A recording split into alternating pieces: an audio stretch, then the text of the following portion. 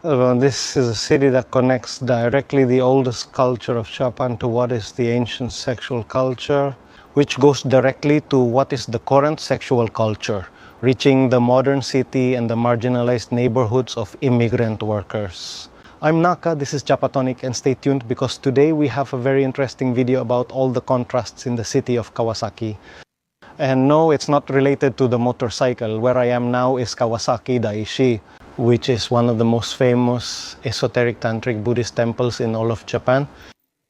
Which, by the way, there's something you always see in Buddhist temples, which are the Neo, who are imposing beings, protectors of sacred places against evil spirits.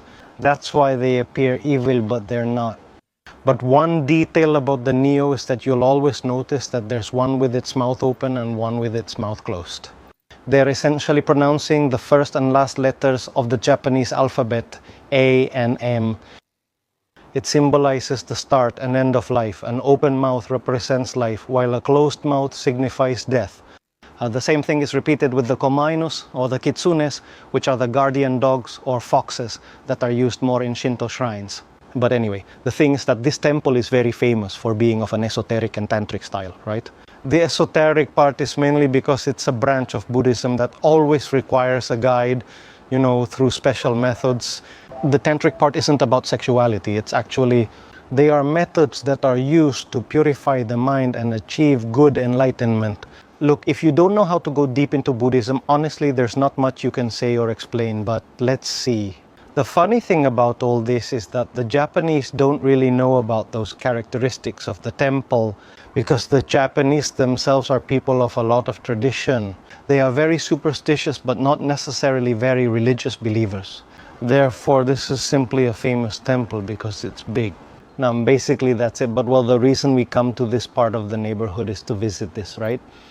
Yes, this is exactly what it looks like. Let's see, at the beginning of the year, a year ago I made a video about the Penis Festival, which is actually organized here. It's wild because you come here on a regular weekday and it's totally empty. It's not a temple, not popular since it's not a tourist area. The thing is, this temple is a shrine that was made for fertility, That's why there are amulets specifically for having children, things like that. And well, obviously the main character is the peep, right? For example, these are like little ornaments that come with a paper with your fortune. And this one is shaped like a pea, and also the female part, right? Drawn in a pretty funny way. But on this side, within the same area, there's a kindergarten. I mean, I really like that people just don't have any aversion to this ancient culture. But in the history of the temple, it's supposed to be because there's a legend about an evil spirit that would possess women's bodies, specifically in the female organ, and it would give teeth to their organ, which caused women to end up castrating their husbands. And of course, a local blacksmith, what he did was make a kind of metal clamp, which caused the woman to have that metal cylinder inserted, which caused the spirit's teeth to break and for the spirit to disappear, which is exactly what we have here, right? What? Oh, that's bad. It looks like they already broke it. What a shame. This festival is very famous. So many people are probably already playing with it. The thing is, that's why people come here to ask for good fortune, for fertility. And of course, many women in the sex work industry used to come to this sanctuary to ask for protection from venereal diseases. It's no coincidence that they put this sanctuary in this neighborhood. There's a reason why this is here. Horinuchi, the largest red light district in the Kanto region, which is around Tokyo, comes after the Yoshiwara neighborhood. Horinuchi and Minamimachi, another small district, here just a couple of blocks together, make up about 100 soblens. These are sexual establishments where you get straight to the point. I think everyone knows that by now, but they're the ones who exploit the legal loophole of bathing with a girl to have sex. It's typical behavior. And the fact is, of course, this area is, later we'll see the more central area, which is well connected. There was a working class area here, and it was also a place for travelers to rest, people passing through. travelers who stopped here to stay, to find a place to rest and, well, to have some fun too, you know. Something typical that you see in many places. A place that was strategically set up for that, you know, because of the rotation of workers, especially. But it's the same atmosphere as in Yoshiwara. It's just that, well, it doesn't have as much history as Yoshiwara. It's not as old. It's much more modern. I don't know when this started, but they were already established since the beginning of the 20th century. And of course, this is one of the reasons why many prostitutes would go to the temple we just visited. They would go there to pray not to catch venereal diseases, you know. But let's see, why are there so many brothels here in this area? Because it was a very populated neighborhood that connected to the Tohoku route, which is a very big and famous route that has existed for centuries, that connects the entire east coast of Japan. As a fun fact, the Kawasaki neighborhood is the hometown of Kyu Sakamoto, who was one of the most successful singers worldwide outside of Japan. But of course, it was in 1962 when he released his song Ue o Muite Aruko. That year, a British music executive came to Japan and heard his song. And he said, I love this song, I have to get it out there. And in 63, a year later, it made a boom in the United States, selling 13 million copies. And it was the first and only case of a Japanese artist who became a big hit in the United States, singing entirely in Japanese. Interestingly, since the song Ue o Muite Aruko had a complex name, the British executive said, let's give it an easier name, let's call it Sukiyaki. And he named the song Sukiyaki. I mean, it was just a dish he liked and he wanted something that was easy to remember. The fact is that poor Kyu Sakamoto died in 1985 in a commercial airplane accident. He was precisely on his way to Osaka to sing at an event and the plane crashed. And it was, I think, the second biggest commercial airplane tragedy in history. By the way, as a tribute at the Kawasaki train station, the melody of his own song is played.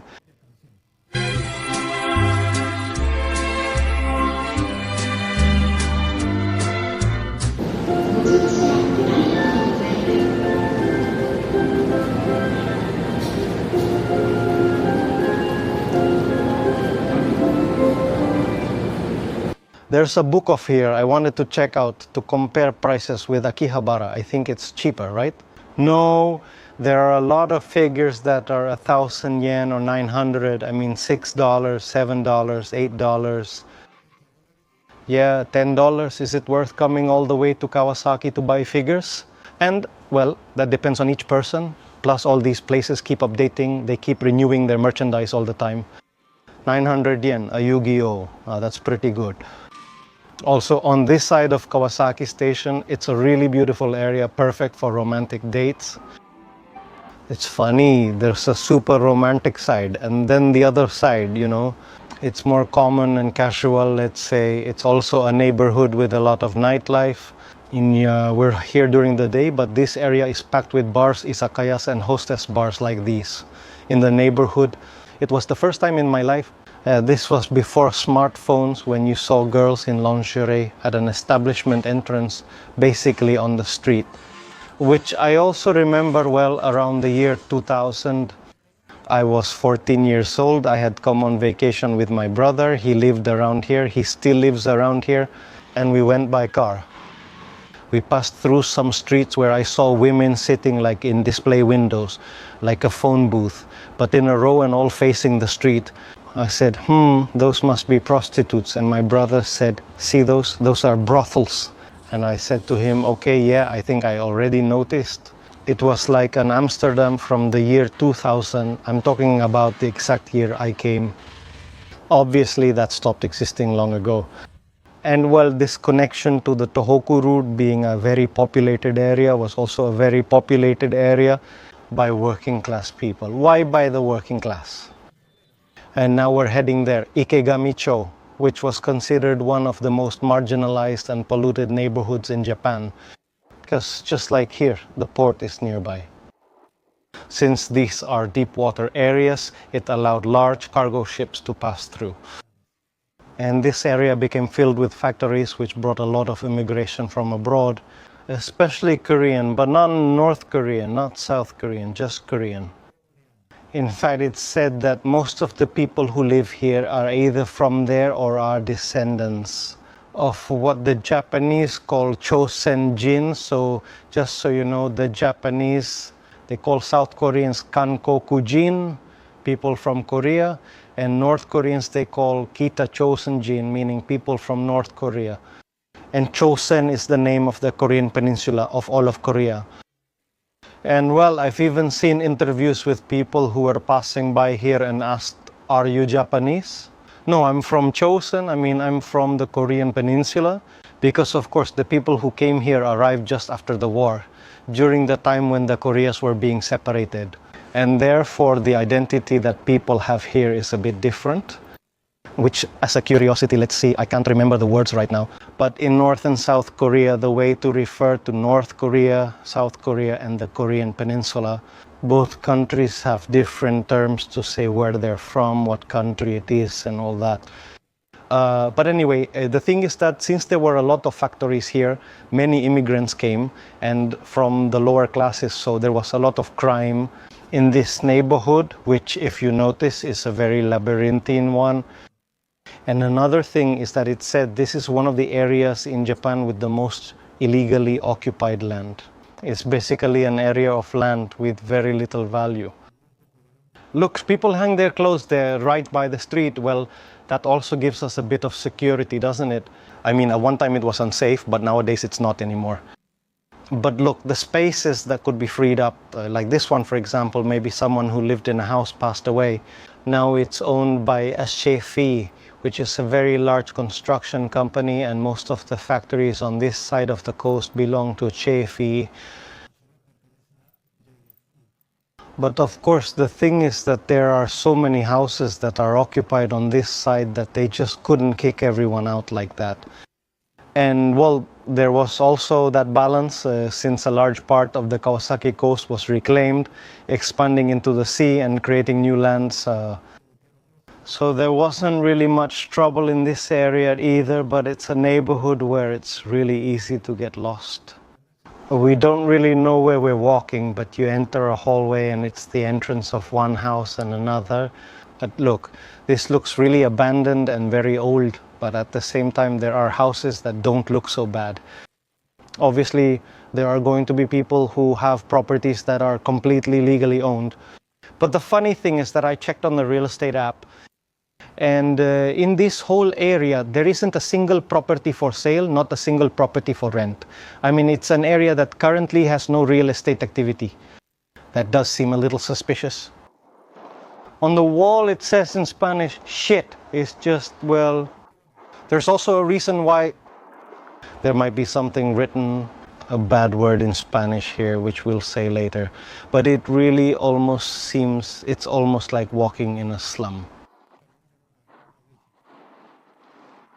Does this have an exit? Yes, over here. And here, is there an exit? No exit, no exit, look. So there's no exit here or here. That's why the mother who was with the kids just stood there looking like, what the heck, who's coming through? I don't really like bothering families and all that, so let's go quickly. At the very least, we're the ones interrupting their daily life, the ones invading their space, and I don't think that's right. That's why I like to get out of those areas quickly, so those people don't feel threatened by a stranger. I mean, we're in Japan, nothing happens here. But just a person speaking in a foreign language, two people speaking in a foreign language around this area, it doesn't really say what's going on here, because it's not like this is a tourist area, but honestly, it's a complete maze. You don't know where the entrance or exit is. Let's try this way. No, that's definitely not it. That doesn't lead to, it doesn't lead anywhere. Oh, yes, yes, yes. Here you can tell it connects quite a bit. Just look at the map. The area is a complete mess. I mean, it's full of little squares everywhere. We're on a street that's not even marked. I mean, it's pretty chaotic. Look at the number of houses crowded together in this area, all in this area. And this is the land that could be recovered from what maybe once belonged to the JFE company. Aren't you afraid of people? Oh, yes.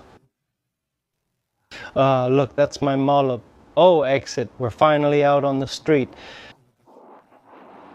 Freight train. Do you know how long it's been since I've seen one? Since this area is full of factories, freight trains will always pass by, but no commercial trains come through here. They're all freight trains here. The Kawasaki station from here is about 3 kilometers away, more or less. Something that caught my attention is this. The places to throw away the trash, because of course the garbage trucks can't come into these streets to pick up the trash. Everyone has to bring their trash all the way here. It may sound silly, but usually in any Japanese neighborhood, you don't have to walk more than 2 or 3 meters from your front door to throw out the trash. At most, you might have to walk, I don't know, 6 meters. Well, they probably left this here because there must have been some kind of incident, maybe a traffic accident. And it's very common that if someone died at a place, people leave flowers there, sometimes drinks. Let's cross the avenue since these traffic lights take too long. And now just crossing this avenue, on this side we already have a regular neighborhood. Of course, yes, on this avenue there might be, for example, some small factories, things like that. But let's see, right there just ahead, you can already see houses that are brand new. I mean, this type of house like the one you see here, these are new house designs, you know, modern ones. They can't be more than 20 years old, 30 at most, but these types of house designs are from, I don't know, 10 years ago, maybe 20. A big apartment building too. And across the road we have the Korean neighborhood, the commercial one. I mean, this is the saddest commercial Korean neighborhood you'll ever see in your life. There are 2 Korean barbecue restaurants here, that's all there is. And that illustration of drawings of Koreans dressed in traditional clothing. But this was supposed to be a Korean commercial neighborhood for the Korean community that lived across the street, right? Because of course, across the road, the avenue, the properties are more expensive and therefore it made it more suitable for commerce, right? Look, for example, here is the same road, Sangyodoro, and here, do you see these gaps right here? This is where the Koreatown Welcome Arch used to be, which they removed because it didn't make sense for it to exist anymore. But here all we see are houses, which must be pretty new, but there's absolutely nothing else. In fact, just in case, before coming here, I checked on Google Maps. Since I had to recall the location and both reviews were really bad, they said, I thought I was going with the idea of trying Korean products and I found myself in an abandoned neighborhood. That's right, exactly. On Google Maps, it still shows up as Hama, Koreatown, completely empty with nothing there. And here we're already in a residential area, normal, just ordinary. And this is where I lived for about 16 years, in the Tsurumi neighborhood. A small building with 3 apartments per floor. That's where the owner lived, and this is where I always left my bicycle.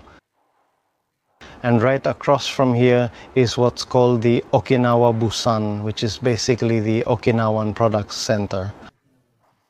The fact is that in this neighborhood, since it was a working class neighborhood, it always has been and still is being a working class neighborhood.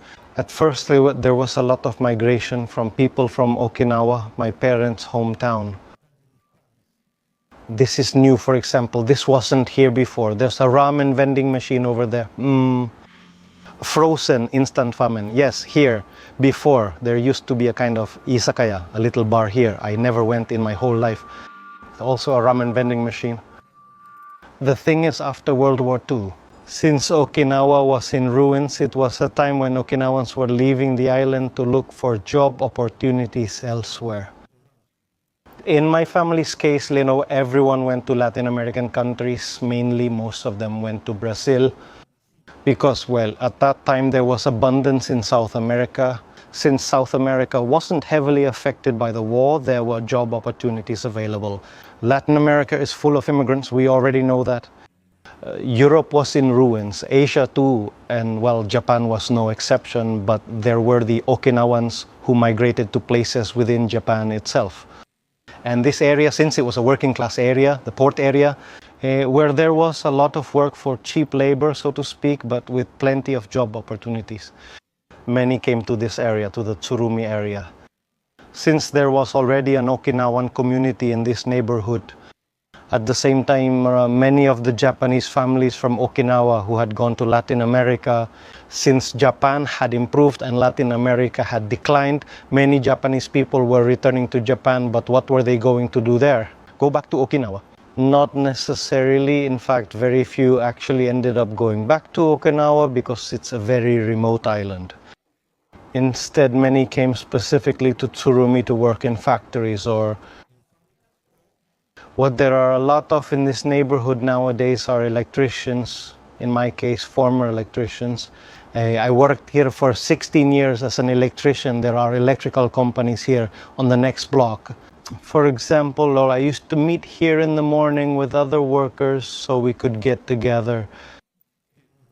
So everyone could get in the trucks and go work at different construction sites. But anyway, the thing is that in this neighborhood there's a huge Latin American community. And what you find the most here are Brazilians. But they're everywhere. But look, here there are Peruvian, Bolivian, and several Brazilian restaurants. Also the occasional Okinawan restaurant, but mainly Brazilian ones. Because of course, Brazil is the country with the most Japanese people outside of Japan, because most of those who emigrated after the war went to Brazil. But look, see here, for example, in front there's a Brazil bar and grill. It's not open yet, and across from it is a Brazilian supermarket. Look, this restaurant is new. It wasn't here when I came. When I lived here, I mean, here everyone speaks Portuguese. Look how nice. Sausages. Here is where you can make a barbecue. I mean, you have all kinds of sausages, all Brazilian. The butcher shop, as a butcher shop, is mostly about steak. For example, sometimes you can order a large cut of meat to make a barbecue. You can Peru yellow chili pepper paste, Peruvian food, beans with bacon. The frozen products are good, real flavor, churros, sweet bread, panettone. Look, here it is, big cut of meat. You won't see this even by chance in a Japanese supermarket. Honestly, coming here makes me feel really nostalgic. For example, this konbini also has an electrician company nearby, as I mentioned. Next door then, a few blocks away, it's like this konbini was a meeting point in the morning, saying, okay, at the daily in Nakadori, in this neighborhood. At 6 in the morning, the people from the company are going to pick you up, and you're here at that hour in the morning. Everyone buys their breakfast and gets in the car. Hi, how are you? Okay, let's go to work. But what's interesting and really funny about this konbini is that it has products for workers, like work gloves. The uwabaki, which are these shoes, when a construction site is more or less finished. So you don't walk around with dirty shoes. You have to wear uwabaki, which are clean shoes, to change your footwear. Or like irut. All these things are like summer items, costing construction pants, like which lately are being made with cooler and cooler designs, even more than before. They don't look so much like workers' clothes, but they still are. But nothing is interesting to me because you don't see this kind of product sector in any convenience store. It's very focused on the foreign workers who work in the area. I mean, yeah, here the shoe has a hard toe. This is mandatory at construction sites so you don't hurt your feet to prevent foot injuries. Another Brazilian bar, Bomb Bar, Good Bar, Bomb Bar. But this is one of the neighborhoods where I think there must be the most Japanese people who weren't born in Japan. That big piece of chimney belongs to a recycling plant, basically. I have no idea about this. It looks like a greenhouse because I see trees inside, but that's it. And here we arrive at the coast of what would be the port area, but this is the, let's call it, free area. But here people come to fish. But look, over there is another garbage recycling plant. But look, this whole area is surrounded by factories. It's all an industrial zone. Same for me. When I lived here with Kichan, my wife, we stayed in this neighborhood for a while. Before we bought a house, every now and then on weekends, we'd grab our bikes and come here. We bought the cheapest fishing gear from Daishi, and there was a place that sold worms. So we used to come here to fish. We never caught anything, not even a cold. We'd just go fishing, but it was nice. We'd just sit and wait to see if anything bit, and it was really nice. By the way, this is the cleanest portable toilet I've ever seen in my life.